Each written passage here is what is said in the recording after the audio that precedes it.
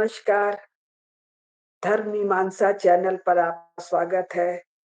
तो सदा की भांति धर्म की जय हो, अधर्म का नाश हो, प्राणियों में सद्भाव हो और विश्व का कल्याण।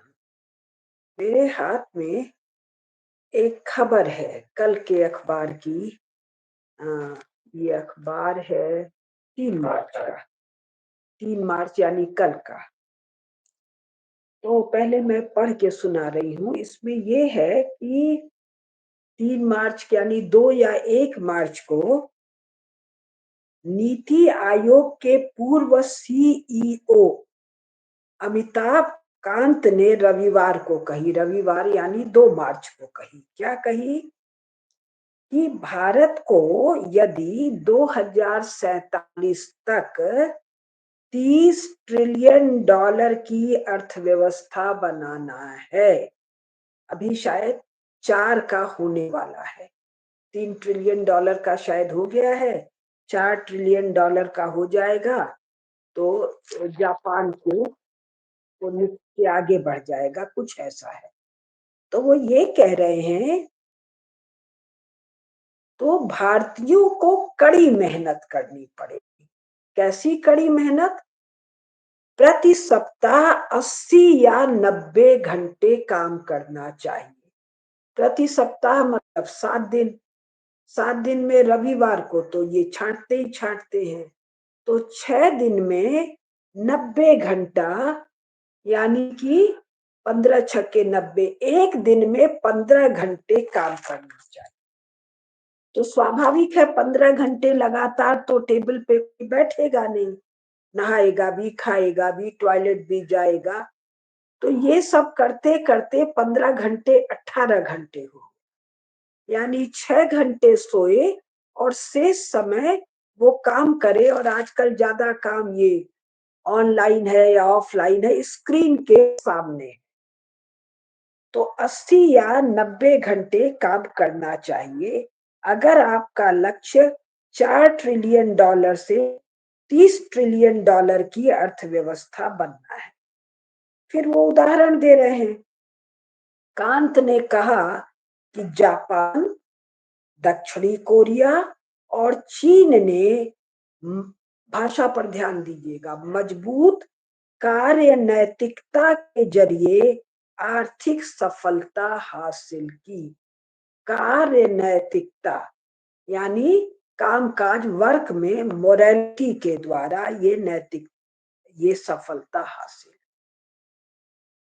अब ये जो कांत महोदय हैं, नीति आयोग के पूर्व सीईओ अमिताभ कांत, या तो इनको पता ही नहीं है कि जापान और जिसको चीन कह रहे हैं, जो वस्तुतः कम्युनिस्ट ऑक्यूपेशन में 6 देश हैं, चीन तो ये है ही नहीं। 1949 के बाद कम्युनिस्ट पार्टी के कंट्रोल में आया। पहले कौन कौन आए? चीन आया, मंचूरिया का एक हिस्सा आया, मंगोलिया का एक हिस्सा आया, बस इतना, और हेन्नान आया, 4 आए।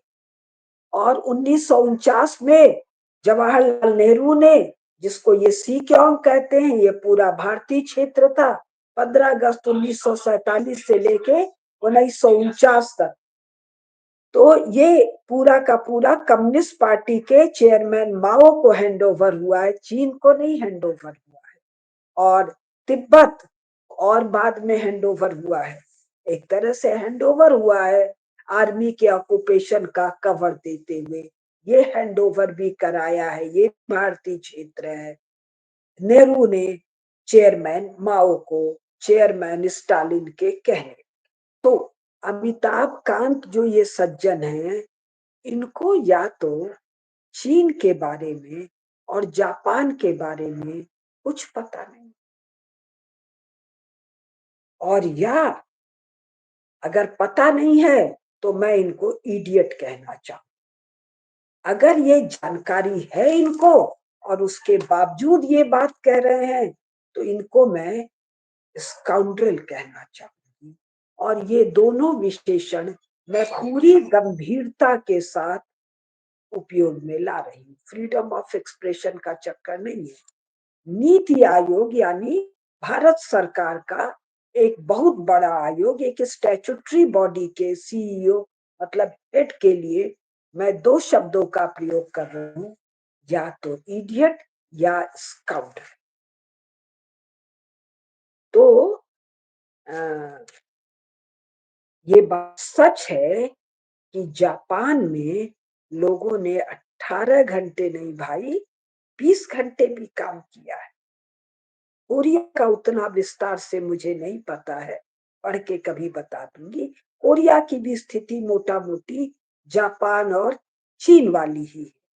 और चीन में तो अमानुषिक ढंग से लोगों से काम लिया गया। जापान का भी अमानुषिक ढंग है।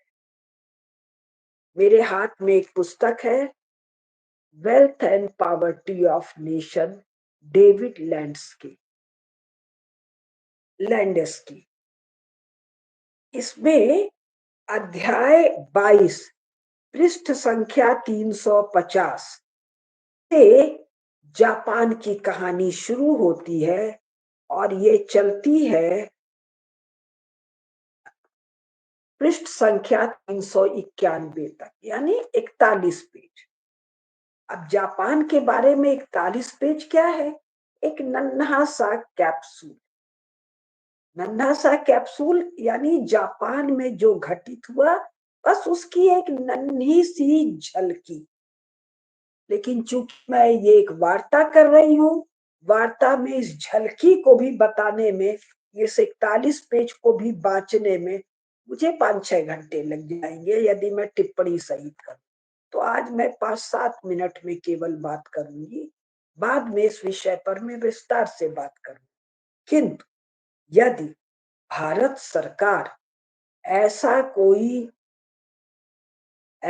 कोई लक्ष्य रख रही है और भारतीयों से रोज 15 घंटा काम, यानी रविवार यदि छोड़ दें तो 18 घंटे का अमानुषिक कार्य कुर्सी पर बैठकर या मशीन के पास बैठकर, अगर ऐसा कोई लक्ष्य है तो मैं भारतीयों को सावधान करना चाहती हूँ एवं भारत सरकार के जिम्मेदार लोगों के का ध्यान इस विषय में खींचना चाहती हूँ, क्योंकि पूरी संभावना है कि नीति आयोग के सीईओ अमिताभ कांत को भी पता न हो और बाकी जिम्मेदार लोगों को भी पता न हो कि चीन, जापान, कोरिया या फॉर दैट रीजन इंग्लैंड में या जर्मनी में जो कुछ हुआ, जिसको ये इकोनॉमिक ग्रोथ एंड प्रोग्रेस कहते हैं,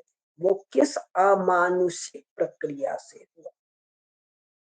और इस अमानुषिक प्रक्रिया का परिणाम है कि 20वीं शताब्दी के बीतते बीतते यानी 1980-90 के आते आते 21वीं शताब्दी में तो स्थापित हो गया, लोग विवाह नहीं करना चाहते हैं। बहुत ध्यान दीजिएगा, विवाह करना नहीं चाहते हैं। विवाह करने का सामर्थ्य नहीं है। 2, बच्चे नहीं पैदा करना चाहते हैं। 3, बच्चे पैदा करने का सामर्थ्य नहीं है। और रेट ऑफ पॉपुलेशन ग्रोथ तेजी से नीचे गिर रही है। रेट ऑफ जन्म दर और मृत्यु दर का जो गैप है इतना बड़ा हो रहा है कि size of population is declining. ऐसा क्यों है? ये जो अमानुषिक यातना का जो ये वर्क है, देश को विकसित बनाना किसके लिए? मनुष्यों के लिए। और ये मनुष्यों में जो नए बच्चे हैं, शादी ब्याह करने का मामला किसका है? 20 से 35 साल, अधिकतम 40 साल। 40 साल के होंगे तो बच्चा पैदा करना ऐसे ही मुश्किल है। ये विवाह और बच्चा क्यों नहीं पैदा करना चाहते हैं?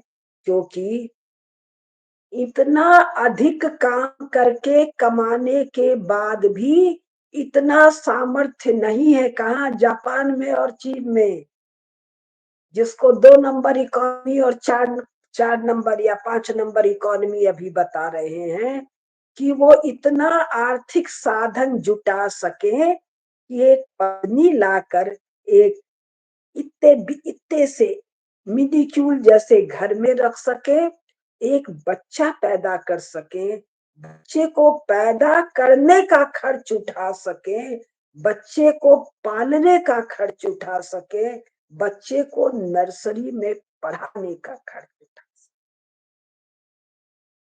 ऐसी इकोनॉमी हमको चाहिए क्या? दूसरी बात, यहाँ जो सुसाइड रेट है, यहाँ जो मेंटल इलनेस की जो रेट है और जो स्थिति है, जिसको एकाकीपन कहते हैं, हम भारतीय उसका कितना भी वर्णन पढ़ लें, कितना भी कथा सुन लें, ये एकाकीपन क्या होता है इसको समझ नहीं सकते हैं। हाँ, बहुत सेंसिटिव ढंग से अगर कोई फिल्म या ऐसा कोई विजुअल बनता है तो शायद उसको समझना तो तब भी कठिन होगा, लेकिन शायद उसको महसूस कर सके। ये अकेलापन सुसाइडल टेंडेंसी दे रहा है, ये अकेलापन पागलपन दे रहा है। अकेलेपन का पागलपन क्या होता है, भारतीयों के कल्पना से बाहर। मान लीजिए हमारे ये अमिताभ कांत जैसे लोगों को इसकी परवाह ना हो, मरते हो मर जाओ।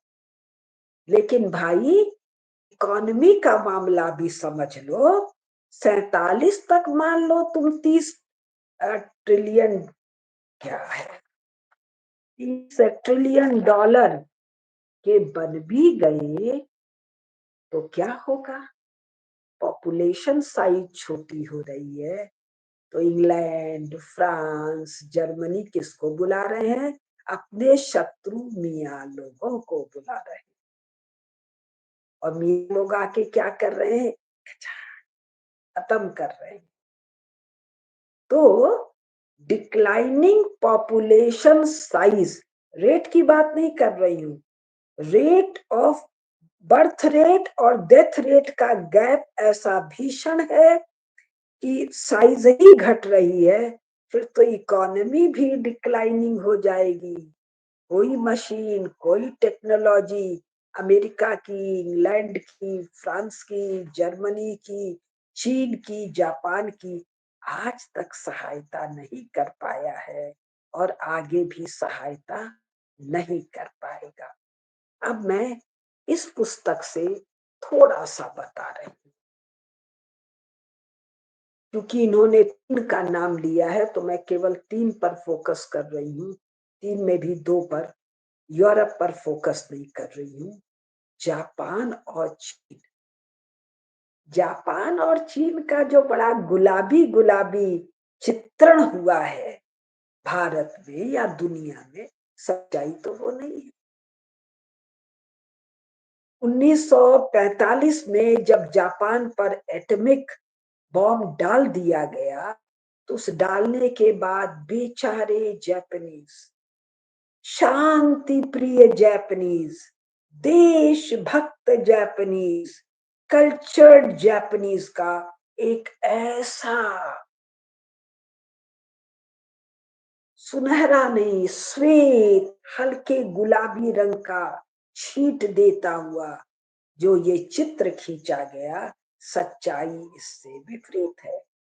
और सच्चाई पढ़ने के लिए हजार किताबें हैं, मैं केवल 41 पेज में से 41 लाइन पढ़ने का प्रयास करूंगी। ये समाज कैसा है? टोटल कंट्रोल वाला समाज है। क्यों है, कैसे है, जापान पर मैं विस्तार से चर्चा करूंगी।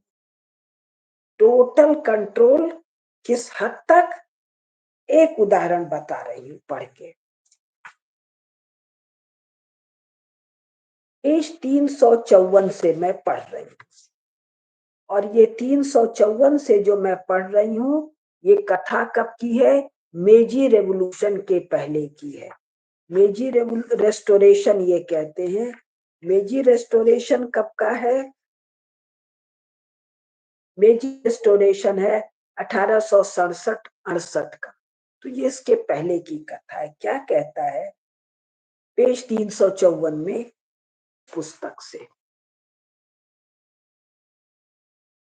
The ability of Japanese superiors to compel subordinates to commit harakiri and their readiness to exercise this power are fairly stupefying. यानी जापानीज मालिक लोगों की अपने जूनियर सबॉर्डिनेट लोगों को हाराकिरी मतलब आत्महत्या के लिए मजबूर करना, टू कंपेल, प्रेरित करना नहीं, मजबूत करने का सामर्थ्य, सामर्थ्य और उनकी तत्परता इस मजबूर मतलब सबॉर्डिनेट को आत्महत्या करवा लेने क्या, स्टूपेफाइंग मतलब एकदम दिमाग को झकझोर देने वाला है। इसमें एक उदाहरण क्या है कि इनका उच्चारण बड़ा विचित्र है। व्हेन वॉरलॉर्ड्स, कोई कोई दो वॉरलॉर्ड एलाइ थे, मित्र थे, उसमें एक कंसीव द नोशन दैट ये उस wife and son who was married to फलाना, कि भाई दो लोग एलाई थे, एक की पत्नी और एक का पुत्र, उसको मारने की साजिश रचता है, ऐसा उसको भाव हुआ। तो उसने अपने पार्टनर से कहा इन दोनों को मार डालो। तो उसके पार्टनर ने अपनी पत्नी को मार डाला और अपने पुत्र को कहा कि तुम स्वयं अपने को मार डालो। तो पुत्र ने अपने को मार डाला। तो इस पर ये लेखक कहता है इट इज हार्ड टू से विच एक्ट वॉज क्रूलर, कौन सा कार्य ज्यादा क्रूर था, उस पार्टनर का आदेश देना कि तुम अपनी पत्नी को मारो और पुत्र को मारो, और पुत्र को मारने का आदेश देना, या उस व्यक्ति का उस आदेश का पालन करना, वो आज्ञाकारिता, अपनी पत्नी को मार डालना और पुत्र को कहने पर पुत्र को स्वयं को मार। अब जापान एक ऐसा समाज है जिसमें हाराकिरी यानी आत्महत्या इतनी सी बात पर सामान्य है। इसको मैं बहुत विस्तार से 1 2 3 एपिसोड करूंगी जापान पर। क्या भारत में हम कल्पना भी ऐसी कर सकते हैं? और या ये अमिताभ कांत भारतीय समाज को ऐसी क्रूर बर्बर आज्ञाकारिता के लिए मानसिक रूप से तैयार करना चाह रहे हैं। ऐसी आज्ञाकारिता कब होगी? जब मनुष्य रोबोट की भांति फंक्शन करने लगे, यानी अपने सोचने समझने विवेक की शक्ति को पूर्णतः स्टॉप या है ही नहीं। रोबोट को जो प्रोग्राम दिया गया है उस प्रोग्राम से बाहर रोबोट जा नहीं सकता है। तो जापानीज समाज के मनुष्य, जापानीज समाज के परिवार, जापानीज समाज के इंटेलेक्चुअल रोबोट की भांति फंक्शन करते थे। कब से? बहुत समय पहले से। भारतीय समाज तो ऐसा नहीं। भारत में तो नचिकेता यम से संवाद करता है और हारा हुआ राहुल गांधी और केजरीवाल पार्लियामेंट में और पार्लियामेंट के बाहर भारत के प्रधानमंत्री नरेंद्र मोदी को डिक्टेटर भी कहते हैं, खून का सौदागर भी कहते हैं, और कहते हैं कि इनको हम लाठी से मारे। ये है भारतीय समाज 2025। ऐसा समाज क्यों है? ये अराजक अनुशासनहीन समाज है। किंतु इतनी अराजकता इतनी अनुशासनहीनता कैसे आ गई? क्योंकि ये समाज मनुष्य के स्वतंत्रता पर, मनुष्य के भीतर बैठे हुए ब्रह्म के चिदंश पर, उसकी अभिव्यक्ति पर भरपूर श्रद्धा, आस्था और भरोसा रखता है। ऐसे समाज को रोबोट जैसा बनाना और उसका प्रोग्रामिंग और ऑर्डरिंग या कमांड थोड़े से लोग में हाथ में देना, ये विकसित समाज बनाना है, विकसित देश बनाना है, या हाराकिरी करने के लिए तत्पर देश बना। और हाराकिरी के लिए तत्पर बना लिए, उसके बाद तीनों में विवाह और प्रजनन की इतनी तेज घटती हुई दर है कि चीन में भी और जापान में भी वर्क फोर्स जा रहा है। अब एक दो और उदाहरण पढ़ के सुना रही हूँ। ये मैंने बताया प्री मेजी रेस्टोरेशन यानी प्री इंडस्ट्रियलाइजेशन। अब एक बता रही हूं मैं, ये जो कथा है, ये बात की कथा है, सन मैं नहीं खोज पा रही हूँ। उसमें ये है कि एक परिवार है, एक सासू है, एक बहू है। काम क्या हो रहा है? कपड़ा बुनने का काम हो रहा है। और सास अपने पुत्र वधू को क्या कह रही है? पृष्ठ संख्या 385। Our young mother takes a lot of time in the toilet. सास की शिकायत है कि मेरी बहू काम करने की जगह टॉयलेट यानी पैखाने में, नहाने धोने का झंझट नहीं है, पैखाने में कुछ ज्यादा समय नहीं ले रही है क्या? और she sure takes a long time feeding the baby.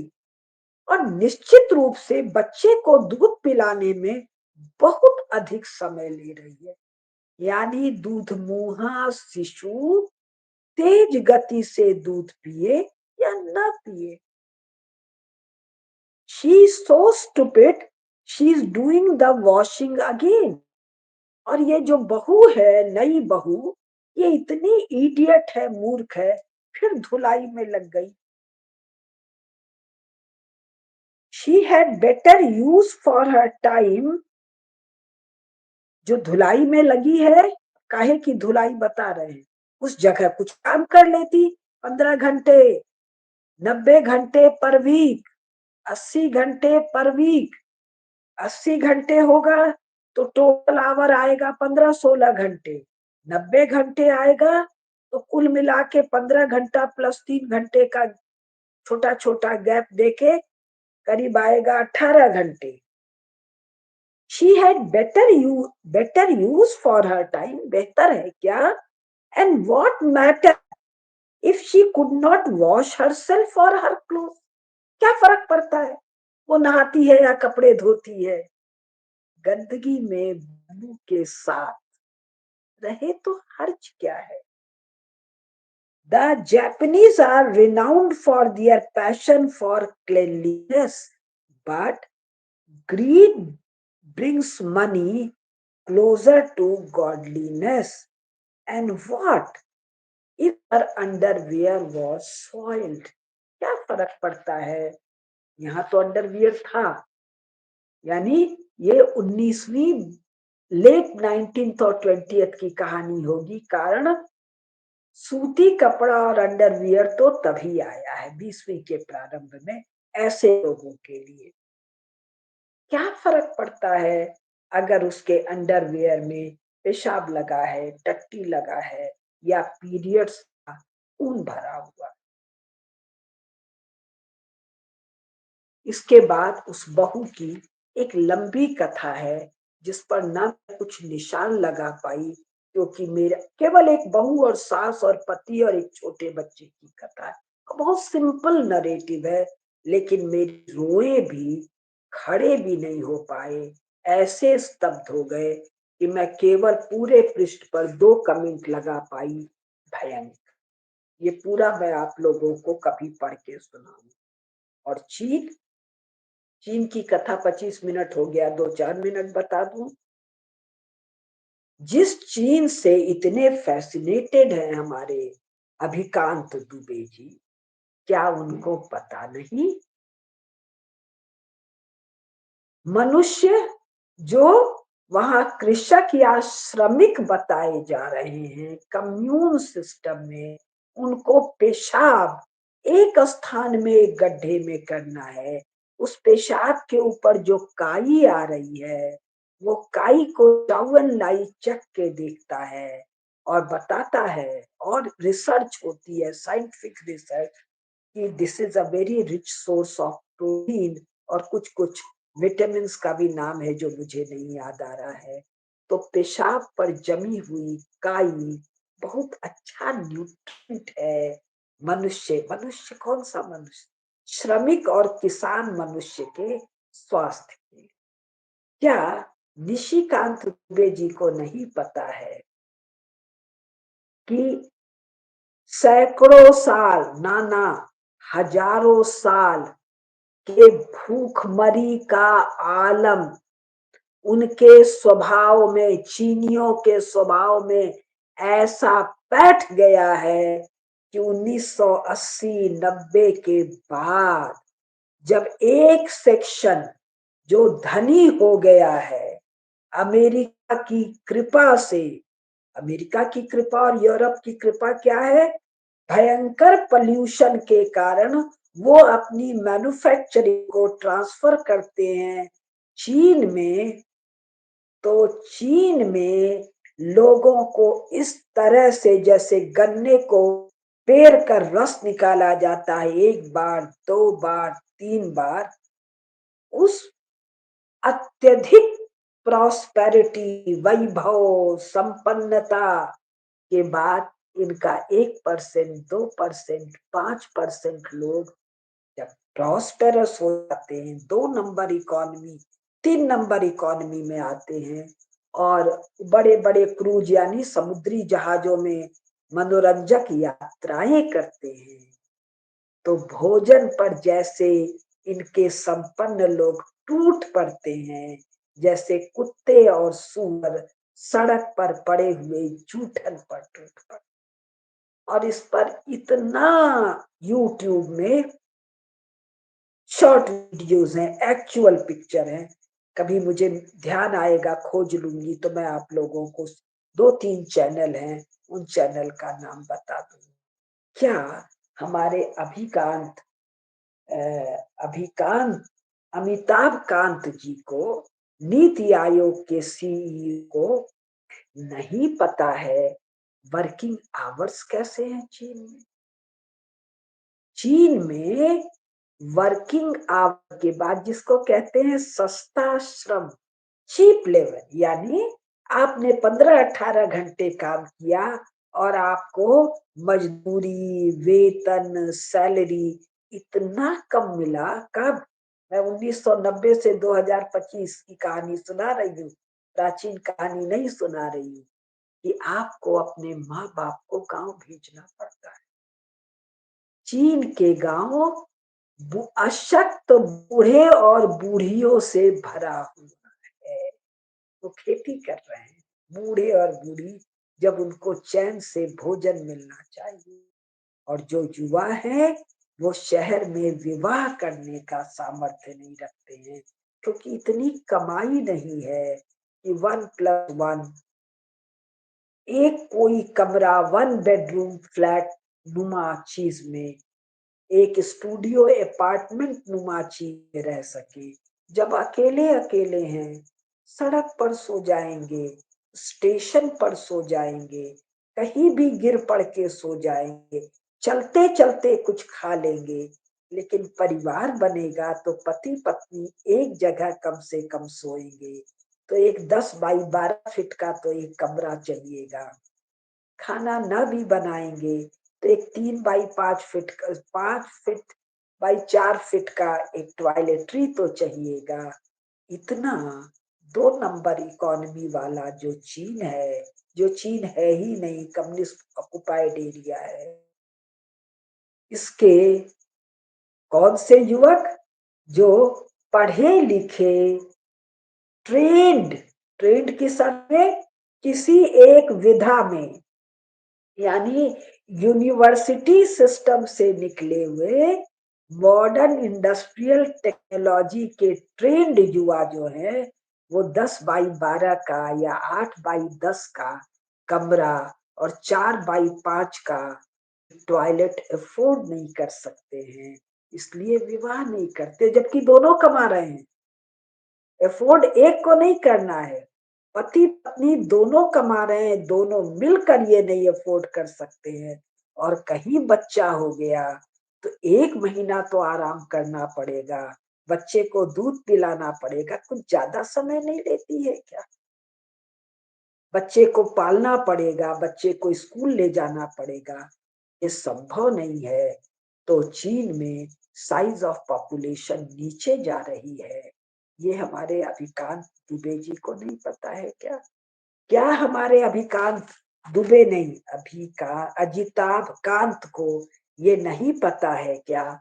ये 2 नंबर की जो चाइनीज इकोनॉमी थी, अभी 2019 से 22 की कथा, कोरोना की कथा में अपने शहरी नागरिकों को भोजन भोजन में क्या, एक लोफ ब्रेड, जिसको हम लोग क्या बन कहते हैं, गोल गोल पाव रोटी, केवल पाव रोटी देने में असमर्थ थी। हम लोगों के यहाँ की तरह नहीं कि भात दाल थोड़ा दही भी, 2 4 टुकड़ा सलाद भी, ऐसा थाली बना बना के लोग भेज रहे हैं, या कम से कम पूरी सब्जी, या कम से कम गर्मा गर्म खिचड़ी। ये 2 नंबर इकोनॉमी चीन का सामर्थ्य नहीं था। क्यों सामर्थ्य नहीं था? 15 घंटे, 18 घंटे, हफ्ते के 80 या 90 घंटे जिनसे काम लेते हैं, वो मनुष्य की कैटेगरी नहीं है, जानवर की भी कैटेगरी नहीं है। जानवर को तो काट के खाया जा सकता है, मनुष्यों को काट कर खाते हैं चीन में, लेकिन कितने मनुष्य, खाने योग्य इनका मांस नहीं। तो ये मनुष्य गाय से, बैल से, बकरी से, कुत्ते से गए बीते मनुष्य है, इनका पूरा उपयोगिता है काम आने का। और ये कहती है, एक चीज ये बहुत कहता है कि जब बूढ़े हो जाते हैं तो आ, अपने बूढ़े लोगों को जिंदा रखने से अच्छा है पूर्वजों के रूप में उनका याद किया जाए और पूजा किया जाए, यानी बूढ़ों को मार दिया। तो जिस चीन और जापान की चर्चा कर रही है, जापान का मैं बता रही हूँ, बूढ़ों को पूर्वज बना दिया जाए। मैं भारतीय नागरिकों को सावधान करना चाह रही हूँ इस वार्ता के माध्यम से, और अपने नीति निर्धारकों और निर्णय लेने वालों को, यानी डिसीजन मेकर्स, पॉलिसी मेकर्स से चर्चा कर रही हूँ। ओपिनियन मेकर्स से क्या चर्चा कर रही हूँ? भारत के जो ओपिनियन मेकर्स है, उनको पढ़ने लिखने, ये जो विजुअल मीडिया है, इससे भी कोई लेना देना नहीं है। कोई भी चंदू खाने की बातें वो करके और ऐसे टीवी पर चलते हैं जैसे कि वो लोग युद्ध भूमि के सेना नायक हो। अरे मीडिया पर कुछ खबर दे रहे हो भाई, पढ़ लिख कर खबर दो। इडियोसिटी इनका अगर ट्रेडमार्क हो गया है, तो मैं ओपिनियन मेकर्स को तो कुछ कह भी नहीं रही हूँ, डिसीजन मेकर्स, पॉलिसी मेकर्स, कृपया इन चीजों को पढ़िए। और अभिकांत अभिकांत अमिताभ कांत जैसे आइदर इडियट्स और स्काउंड्रल्स, इडियोसिटी की भावना भी बराबर की है। इन लोगों से प्रभावित होकर देश को उसी गड्ढे में मत ले जाइए जिस गड्ढे में ये जा चुके हैं। कौन?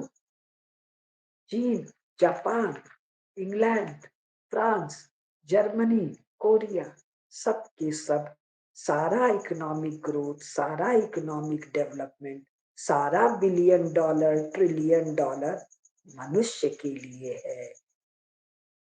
बाकी को छोड़ दीजिए, अभी मनुष्य की ही बात कर रहे हैं, उसके सुख शांति के लिए है, पिशाचों की तरह उसको निचोड़ लेने के लिए नहीं है। नमस्कार। धर्म की जय हो, अधर्म का नाश हो, प्राणियों में सद्भाव हो, विश्व का कल्याण हो और देशों के समाजों के मुख्य पदों पर इडियट्स आकर न बैठे। भगवती जगदम्बा से इस प्रार्थना के साथ हर हर महादेव।